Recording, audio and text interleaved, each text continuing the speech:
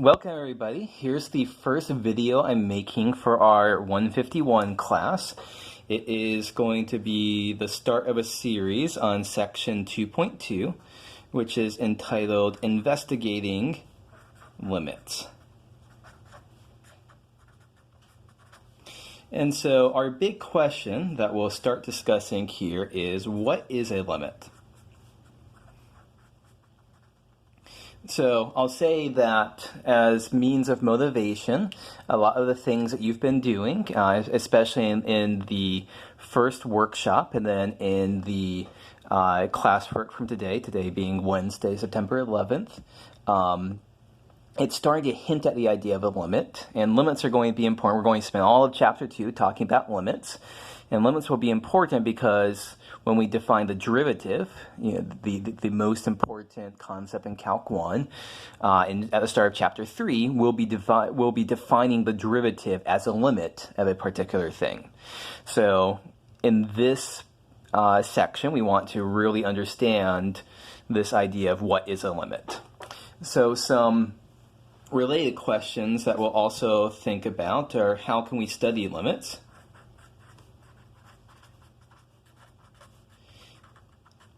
With a couple of the techniques that we'll be using will be numerical techniques, and we'll also be doing graphical techniques. We'll see both of those in these videos.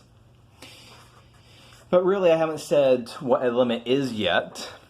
And so the motivating question here that gets us into what is a limit is, how do the values, we'll say f of x for the values of a function f, behave when x approaches some point c, some number c, whether or not f of c is defined. So let me show you an example that will really be getting into, that will illustrate a lot of things that we'll be thinking about. So suppose that, so for the rest of the video, we'll be thinking about f of x is sine x over x. And if you want to, so in the future we won't feel necessary to make this clear, but we're thinking that x is going to be measured in radians here. So obviously I can ask you what is f of x at a lot of different values. I can ask you what is f of, let's say, pi, or f of pi over 2. But you should be realizing that there is some value that it gives us trouble, which is f of 0 is undefined, because if we were to plug it in, we'd end up with sine of 0 over 0, and 0 is 0. This is some kind of, to use a term we'll use a lot in the future, an indeterminate form. We're not allowed to divide by 0. There's nothing that no way we can just cancel this out automatically and say this is some number here. So the domain of f is going to be all real numbers other than 0. So one way that I can write that is the open interval from minus infinity to 0, union with the open interval from 0 to infinity. But even if we're not allowed to plug in 0, we want to ask the question, what if x gets close to 0? And so this phrase, getting close here, that's kind of informal term. More formally, we might say when it approaches 0, or when it tends to 0. And so let's see if we can figure out what happens to f of x when x gets close to 0, and we'll do that from a plot, and we'll do that from a table. So, new piece of paper. Let me draw a picture of what f of x looks like for some values of x here. So this is something you can ask a computer, you can ask a graphing calculator to plot this out for you. So one thing that we know is, remembering that we're looking at sine of x over x. Let me write that off here. F of x is sine x over x. Well, we could realize that every time we plug in some multiple of pi other than 0, then sine of x over x would be 0. So sine of pi over pi would be 0, because sine of pi is 0. Sine of 2 pi over 2 pi, oops, that sine is supposed to be upstairs. Sine of 2 pi is also 0, so we get 0. So at every multiple of pi, we're going to get 0. Every non-zero multiple of pi, I should say. So I'm putting all these dots here. So our function is going to go through all of these dots. Now, if you plot this out with a computer or calculator, you'll find that it looks something like this. And see, I'm leaving a little hole there, right around 0, because our function is undefined at 0. But right there, we see that this point is on the f of x axis, or the y-axis. That's 1. And so what's going on here for our limit is that as our values for x get closer and closer to 0, it sure looks like f of x is getting closer and closer to 1. So here's 1 here, so it's at some value, some value, some value. We're getting closer and closer to 1.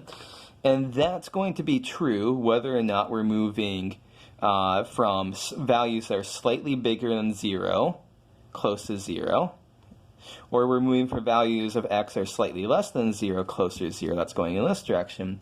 Sure looks like either choice that we make, we're getting closer and closer to 1. And so this is hinting that the limit of the function as x is close to 0 is going to be 1. And that turned out to be the case. I'll write that up formally in just a moment. But as I said earlier, we can do this in two different ways. We just did a plot of the function. What happens if we look at a table of values? So this would be something that we can do to just compute out a lot of values here for, if I give you some x value, you tell me what sine x over x is, and we're going to do this for values of x that gets closer and closer to 0. So here's a table we can make. So x and sine x over x. So, and this is something you want to do with a calculator. So for example, when x is 1 is, so here is pi is a little bit bigger than 3, so at 1 we're already down here or so. Sine x over x is 0.841 ... When x is 0.5, so we're getting closer to 0 already, sine x over x is 0.959 ...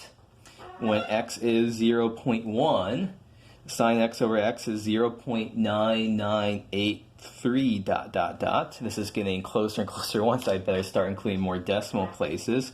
0.05, 0.099958 ... You should realize here that these values are getting very, very close to 1. As our x values get closer and closer and closer to 0, the output values for sine x over x, for our f of x, get closer and closer and closer to 1. So here we're at a point where we have 5 9s repeating here. And so the point, so as we keep on going here, if filled in more values, we would get values even closer to 1 over here as x got closer and closer to 0. This also works if we do negative values of x. So if x is -1, sine x over x is, again, 0.841, dot, dot, dot. If x is minus 0.1, sine x over x is 0.9983, minus 0.01, 0.999983, dot, dot, dot. Again, you see the pattern that as x gets closer to 1, as x gets closer to 0, forgive me if I've screwed up in other places, sine x over x gets closer to 1. So to summarize this, we've looked at, so going back to our initial slide, we said how can we study limits? Numerically, that was with the chart we just made. Graphically, that's with the plot. Both of them seem to be saying that as x gets closer and closer to 0, sine of x over x gets closer to 1. So as x gets closer to 0, sine x over x gets closer to 1. So that's an informal way of writing up what's going on for a limit here. So we will now use the word limit in a formal sense for the first time, saying the limit of f of x as x goes to 0, or x tends to 0, or x approaches 0, those are all interchangeable, is 1. Using notation, we would say that the limit as x goes to 0, by the way, this is this notation right here, that is a cursive LIM. I've taught courses before where there's lots of limits. I am infamously bad at my limits just look like some indecipherable scrawl, so whenever I'm doing something like that with a dot over it, you know that's a limit. So limit as x goes to 0 of sine x over x is equal to 1. That is what we were telling here. That is what the picture told us. That's what the data told us. We can also say that f of x approaches or converges to 1 as x goes to 0. So that's our initial look at what a limit is. And in the next video, we'll take a look at a more formal definition.